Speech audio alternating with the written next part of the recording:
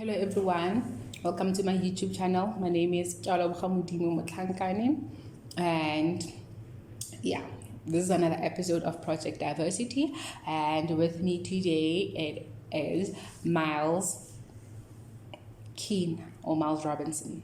Miles Kean Robinson, but I like calling you MK, so I'll stick to that. Thank you. Yes, no, it's okay. Yes, you can also introduce yourself. Yeah, thank you so much for having me. It's really fun to be a part of this. I think it's a great initiative. So yeah, I'm MK. My pronouns are they, them. I'm studying at Northwest University. I'm doing a Bachelor of Social Science with Social Anthropology and Psychology, and I'm trans. Okay. And if you were to explain transgender to a person, how would you go about it? So transgender is like, it's an umbrella term, and it can refer to trans men and trans women that generally people know about, but it also can refer to non-binary people. Generally what transgender means, like by definition, is that you don't identify with the gender you were assigned at birth. So if you're born and the doctor says, oh, it's a boy, how wonderful, and then on your ID document there's a big M, and the world maybe sees you as a man, but you don't feel like a man and you don't feel like a male, you'd be transgender if you feel like anything other than what you were assigned at birth. So if you were assigned female at birth but you don't feel like a woman, you'd be transgender. And some people are like binary trans people, and then some people are non-binary. And non-binary is also, some people who identify as non-binary won't necessarily call themselves trans, they'd rather call themselves non-binary. But transgender just comes down to this misalignment between the gender you were assigned, either when you were born or just by society, and what you truly experience yourself to be. Okay, I understand. And if you were to explain, like, is there like to point out like maybe one difference or two between the term transgender and non-binary, like to be exact, because I feel like there's also a misconception between the two, because people think, nah, it's just one and the same thing. No, definitely. I think it very much depends on the context in which someone uses it. But generally, if a person says transgender, they tend to be referring to binary gender, whereas if a person says they're non-binary, they don't identify with any binary gender. So if a person says I'm a trans man, it means they identify as a man, even if that wasn't the gender assigned to them at birth. And the same thing for a trans woman. And so in that case, transgender here refers to these two binary genders that we have, that we've accepted as like also the two biological sexes. Whereas non-binary means you don't identify with either of those. You don't feel like a man or a woman, or you feel like a combination, or you feel like something in between, or something completely outside of the spectrum between masculinity and femininity. And so that's the difference between like a binary transgender person and a non-binary person. Okay, yeah, I understand. And also another one that also puzzles a lot of people, the I in LGBTQI. Yeah, intersex. I definitely agree that it's something that there's a lot of like misconception and misinformation about. So the I is for intersex, and intersex is in air quotes, because there's more than three biological sexes, even if you just look at like on a chromosome level. But intersex is what you might call the third sex. It means different things in different like contexts or according to different definitions, but on a medical level, it refers to a person who was born with ambiguous gender characteristics. So they might have like ovaries and testes, or something that cannot be clearly identified as one or the other. or it sometimes can refer to things like hormone levels, it can refer to things like puberty. There are a lot of different ways to be intersex, but it generally refers to someone who's like, their sex, not their gender, their biological sex cannot be distinctly pinpointed as exclusively female or exclusively male. Okay. No, I understand. So now, what would you say are the like current challenges that trans people face in society? Because I mean, with regards to the backlash, people make it obvious. But what other challenges are there that are distinctively experienced by you? And when you have to tell them to another ear, it's like, really? Are you sure? I think, the first thing that always comes to mind for me whenever people ask what's one of the big issues you face as a trans person, I always think of the bathroom debate, because it's basically a meme at this stage, Like whenever you think of trans rights, there's somebody arguing about who's allowed to use which toilet. And it feels so silly, but it is actually such a fundamental thing, just to be able to go to the bathroom safely and feel safe and comfortable in doing that. A lot of trans people do have what we call passing privilege. So when people assume you to be the gender you identify as, and that already makes the struggle significantly easier. But like, for example, actually, I don't want to get into too much depth about it. It's such a common thing, and it's such a small thing, and I think it all boils down to social acceptance. I think there's a very surface level sort of acceptance. Like, people have acknowledged that, okay, trans people are real, but nothing more than that. There's not really this effort to like actually include them in society. Yeah, exactly. And we see it a lot in like small things, like clothing just doesn't fit naturally on trans bodies. Like things that are designed for women won't fit trans women the same way. Things that are designed for men won't fit trans men the same way. And obviously, this doesn't apply to all trans people, but it is generally just harder to find clothing in your size that fits you well, is comfortable.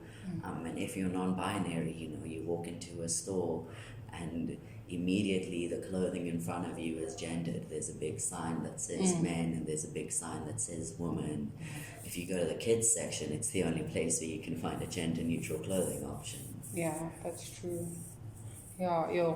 Especially when you mentioned the gender-neutral bathrooms, I feel like that one it doesn't need a debate at this point. I don't know, maybe we need to go to court or something, just decide on a ruling, because when you look at it, even in these debates, people just bring up weird things like, no, it promotes rape culture. I'm like, how?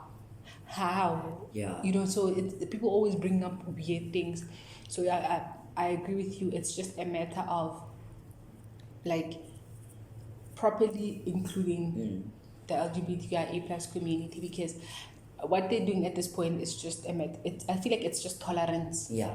It's just tolerance. They're just accommodating us. So there's a difference between accommodating and including. When you include me, you actually do care about my feelings. But when you accommodate me, you're just tolerating me. You're just doing it because you were told to do it. Yeah. So what happens about my health or whatever doesn't matter. Yeah, no, that's exactly what it's like. It's the difference between I'm doing this so you don't get angry at me, and I'm doing this because I actually care if you're comfortable or not.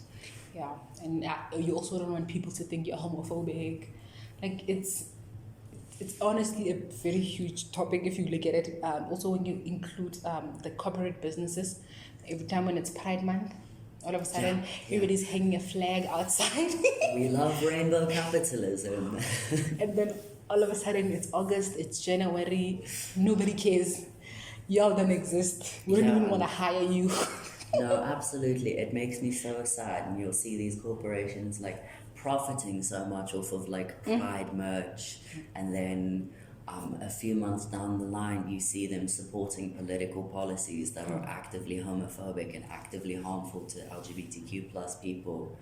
And it's just it's really sad that the acceptance, because it really does boil down to like acceptance and inclusion, and it's so surface level. It's really just like the I'm gonna say this to get you off my back, but I don't really care if it solves your problem or not.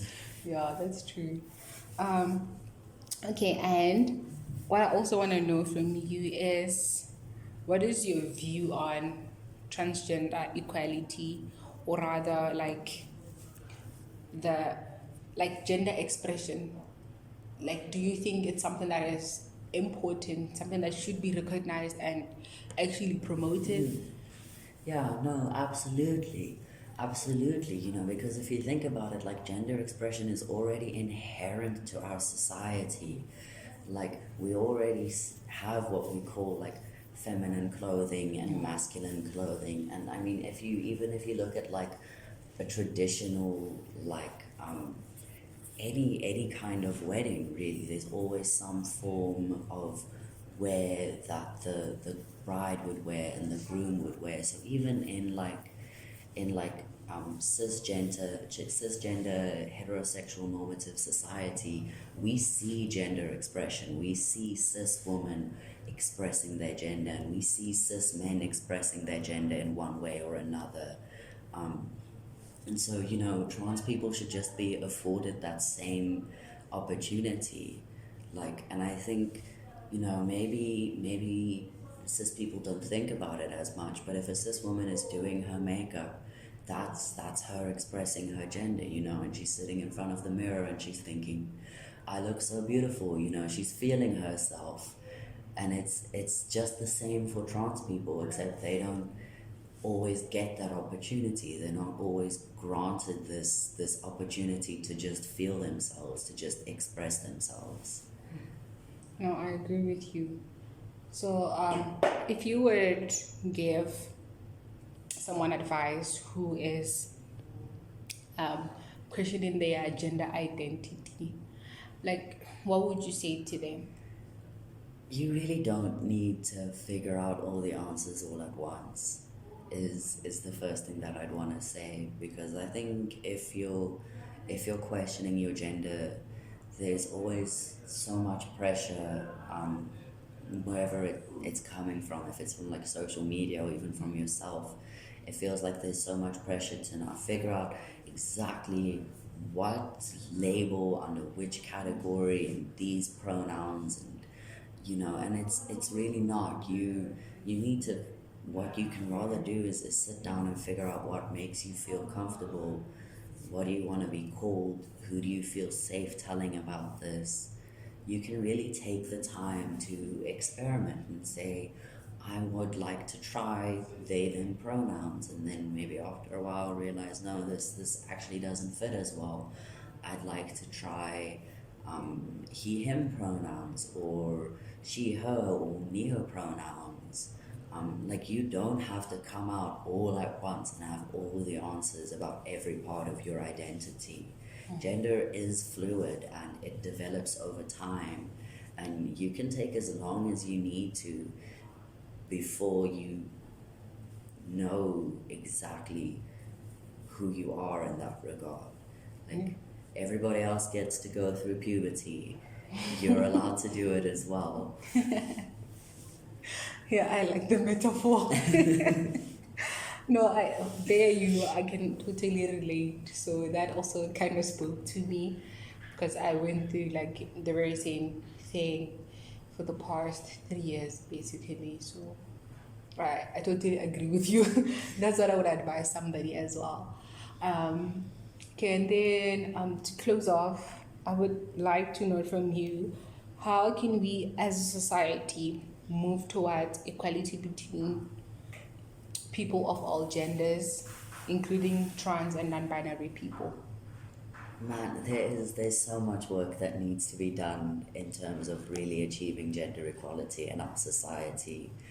like even if we're looking at just the sort of discrimination that, you know, cisgender straight women face, it's already so difficult. But I think having these conversations, you know, bringing it to the light, bringing it to the surface about what is actually the problem, where is it really coming from, and dismantling these sort of systems is the only way we're going to see like real tangible progress. In terms of for trans people, I really do think just continuing to raise awareness and talk about it and demand inclusion, you know, demand equality as much as we possibly can, wherever we possibly can. You have to keep fighting for change to see change. But on like a small level, what like an individual can do just in their day-to-day life, introduce yourself with your pronouns. Oh yeah. I think it makes such a big difference. It normalizes it for someone else to do it. It sets the precedent that you support trans and non-binary people, and it tells the other person that you are safe. If they are trans, if they are non-binary, if they use pronouns other than what someone might assume for them, you're telling them, you can tell me your pronouns. It's okay. Yeah, that's true. It makes a big difference. Yeah, because you're basically normalizing coming out, if I may put it like that, and also consequently trying to dismantle like heteronormativity, because you're basically telling them that no, I'm not she, her, just refer to me as they, them. Yes, I do have female genitalia, but those are my pronouns. Please address me by them, because it's so affirming and also respectful. Yeah. So yeah, I do very much agree with you. Is there anything that you would like to add? If there are any like young people, especially teenagers and children watching this who are questioning their identity, it gets better. Like, it really does. It's not always as hard as it is at the start. Okay. To everyone that tuned in, I appreciate your love and support. We have reached the conclusion of our interview/discussion. Don't forget to like, comment, subscribe, and share with your friends. Awareness is always the best way to go about addressing issues. So do share the information when it gets to you. Thank you so much.